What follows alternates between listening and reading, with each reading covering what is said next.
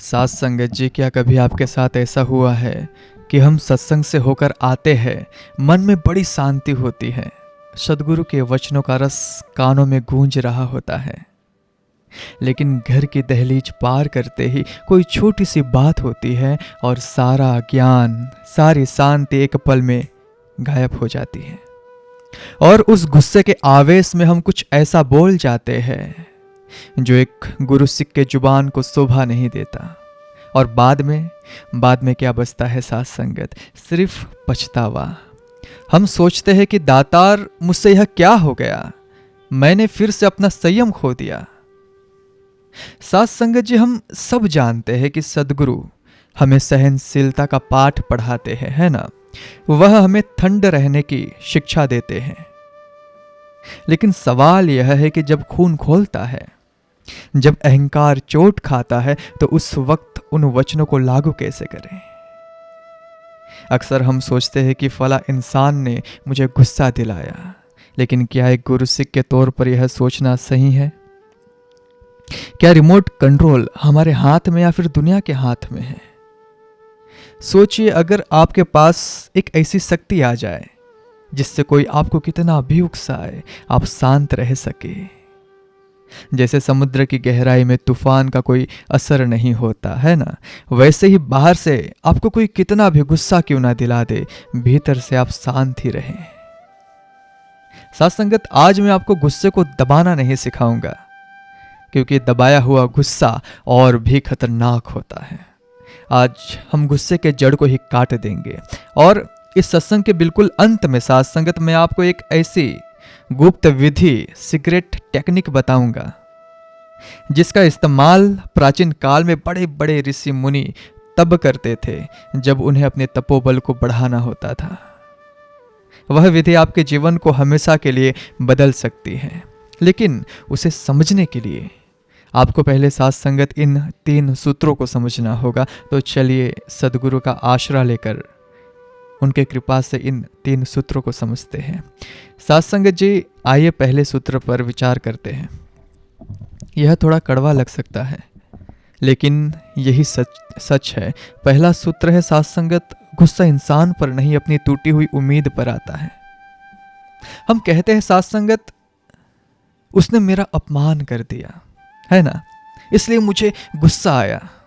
लेकिन गहराई से सोचिए आप कि आपको उस इंसान पर गुस्सा आया या फिर इस बात पर कि उसने आपके मन मुताबिक काम नहीं किया।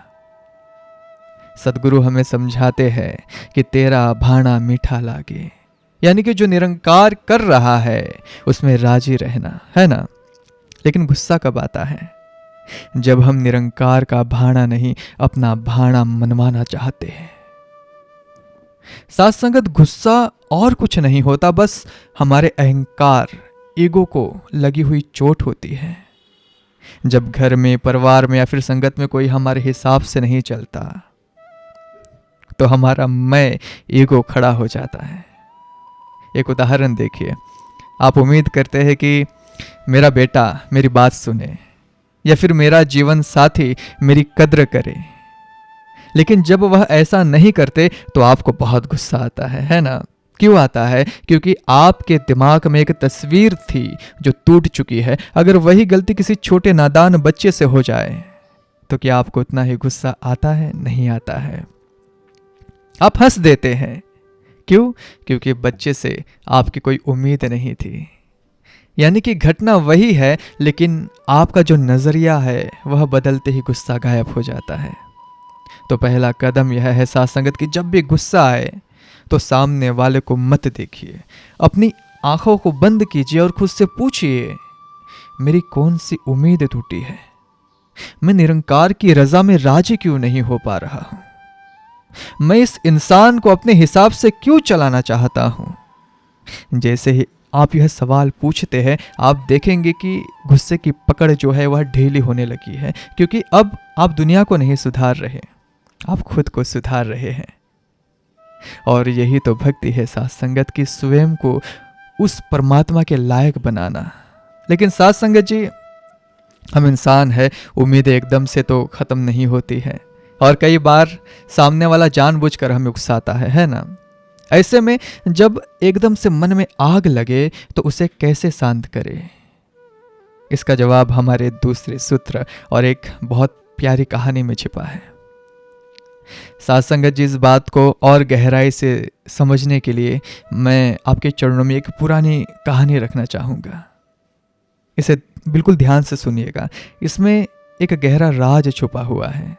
एक महात्मा थे जिन्हें अपनी तपस्या पर बड़ा नाज था साथ संगत।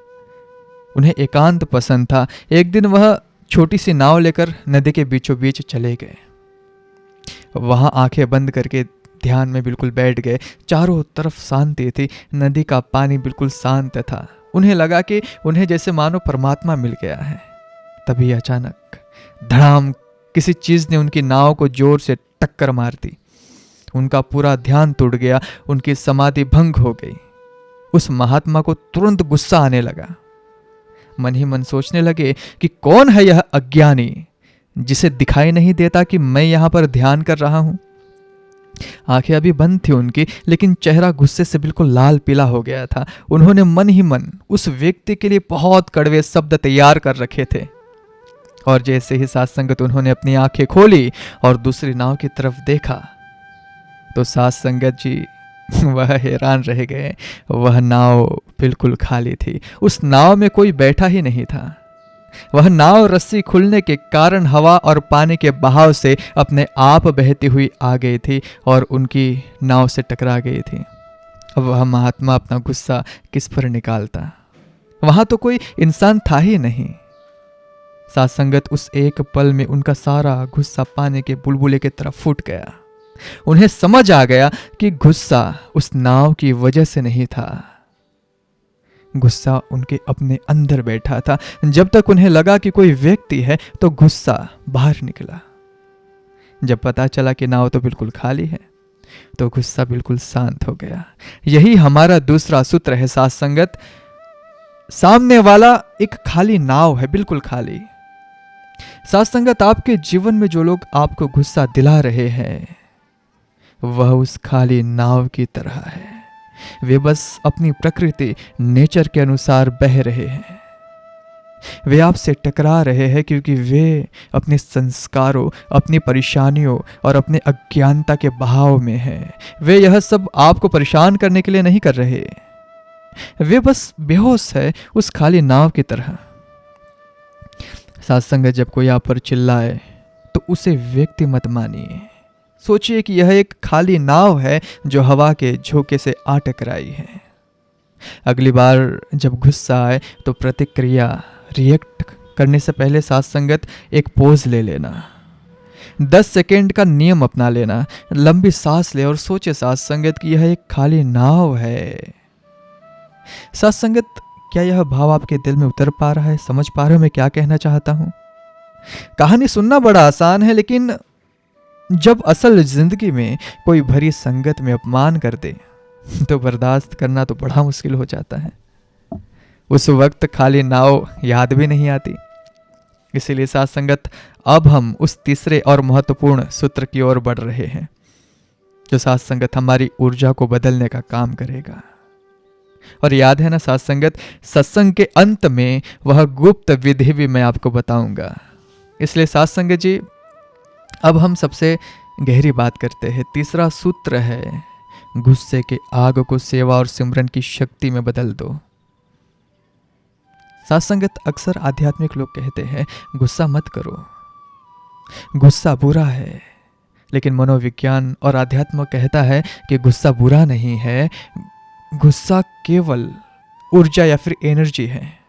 यह वही ऊर्जा है जिससे आप प्यार करते हैं, जिससे आप काम करते हैं, जिससे आप दुनिया बदल सकते हैं। यह वही ऊर्जा है। सद्गुरु हमें समझाते हैं कि ऊर्जा को नष्ट नहीं किया जा सकता, उसे केवल परिवर्तन किया जा सकता है, बदला जा सकता है। जब गुस्सा आए तो उसे दबाना नहीं है और ना ही उसे दूसरे पर फेंकना है। साथ संगत, तो फिर क्या करना है? उसे ऑब्जर्व करे, उसे देखे। जैसे ही आपको गुस्सा आए अपने शरीर के अंदर झांकिए, देखिए कि कहाँ गर्मी महसूस हो रही है, क्या हाथ कांप रहे हैं, क्या सीना भारी हो रहा है। जैसे ही आप गुस्से को देखना शुरू करते हैं साथ संगत, वह ऊर्जा में बदलने लगता है। आप इस बात का विश्वास नहीं करोगे साथ संगत, लेकिन यह बात वैज्ञानिक है। आप उस गुस्से का इस्तेमाल अपने लक्ष्य को पाने में कर सकते हैं। इतिहास गवाह है साथ संगत, बड़े बड़े बदलाव तब आए जब किसी को सही बात पर गुस्सा आया। आप एग्जाम्पल ले लो, जब किसी का फीलिंग हर्ट हुआ, जब किसी के ईगो को चोट पहुंचा, लेकिन उन्होंने साथ संगत उस गुस्से से तोड़फोड़ नहीं किया, उन्होंने निर्माण किया। Best example of Mahatma Gandhi और रतन टाटा का ले सकते हैं आप लोग। महात्मा गांधी का भी अपमान अंग्रेजों ने बहुत किया था, लेकिन उस अपमान का तुरंत प्रतिक्रिया ना देकर उस अपमान को उन्होंने जुनून में बदल दिया और उसी ऊर्जा को उन्होंने अंग्रेजों को भगाने के लिए उपयोग किया। कि आप अपने गुस्से को जुनून में बदलने के लिए तैयार है साथ संगत। अगर आप गुस्से को पी जाएंगे तो वह बीमारी बनेगा, अगर उगल देंगे तो दुश्मन बनेंगे, लेकिन अगर उसे जागृत होकर देखेंगे तो वह संकल्प बनेगा, संकल्प। साथ संगत, अब आप तैयार है। हमने तीनों बातें समझ ली है। पहली बात है उम्मीद छोड़कर भाड़े में रहना, दूसरी बात है सामने वाले को खाली नाव समझना, और तीसरा गुस्से को जुनून में बदलना। लेकिन जैसा मैंने वादा किया था साथ संगत, अब वक्त है उस गुप्त विधि का जो मैंने आपको बताना है। यह विधि 2 मिनट में आपको मन में शीतल कर सकती है। जैसे कि जलती हुई अग्नि पर ठंडा पानी कैसे पड़ता हो तो बिल्कुल शांत हो जाता है। प्राचीन ऋषि मुनि साथ संगत इसे चंद्र भेदी प्राणायाम कहते थे, लेकिन हम इसे सिमरन की शीतलता के साथ जोड़कर बताएंगे। जब हमें गुस्सा आता है साथ संगत, तो हमारे शरीर में गर्मी यानी कि सूर्य स्वर बढ़ जाती है। हमें इसे चंद्रमा की तरह शीतल करना है। आप अभी मेरे साथ इसे कर सकते हैं, या फिर जब अगली बार गुस्सा आए तब करें। विधि बहुत सरल है। सबसे पहले अपनी आंखें बंद करें अगर करना हो तो, और सद्गुरु का सुंदर स्वरूप अपने ध्यान में लाएं। फिर अपने दाहिने हाथ राइट हैंड के अंगूठे से अपने दाहिने नाक को, राइट नोस्ट्रल को यूं बंद कर दें। अब बाई नाक से धीरे धीरे गहरी सांस अंदर लें। बाई ओर चंद्रमा यानी कि ठंडक होती है साथ संगत। ध्यान रहे कि सांस लेते वक्त मन ही मन बोले, तू ही निरंकार, तू ही निरंकार। अब कल्पना करें कि यूनिवर्स से ठंडी सफ़ेद रोशनी आपके अंदर जा रही है और दिमाग की सारी गर्मी को शांत कर रही है। और अंत में दाहिने नाक से सांस छोड़ते हुए मन में बोले निरंकार, और महसूस करें साथ संगत के सारा गुस्सा काले धुएं की तरह बाहर निकल रहा है। इसे सिर्फ 5 से 7 बार करें साथ संगत। यह विज्ञान है साथ संगत। जैसे ही आप बाई नाक से सांस लेंगे, आपका पैरासिम्पैथिक नर्वस सिस्टम एक्टिव हो जाता है, जो शरीर को रिलैक्स करता है। आप चाहकर भी उस समय गुस्सा नहीं कर पाएंगे। आइए साथ संगत जी, अंत में उस दातार से अरदास करें। अपनी आंखें एक बार फिर से बंद कर लें। हे सच्चे पातशाह, हे निरंकार, हमें इतनी शक्ति देना कि हम दूसरों को माफ़ कर सके। मेरे भीतर का क्रोध करुणा में बदल जाए, मेरा अहंकार तेरी चरणों की धूल बन जाए। जब भी मन अशांत हो, तेरा सिमरन मेरी ढाल बन जाए। दास इन्हीं शब्दों से साथ संगत आप सभी से इजाज़त चाहेगा। प्यार से कहना जी।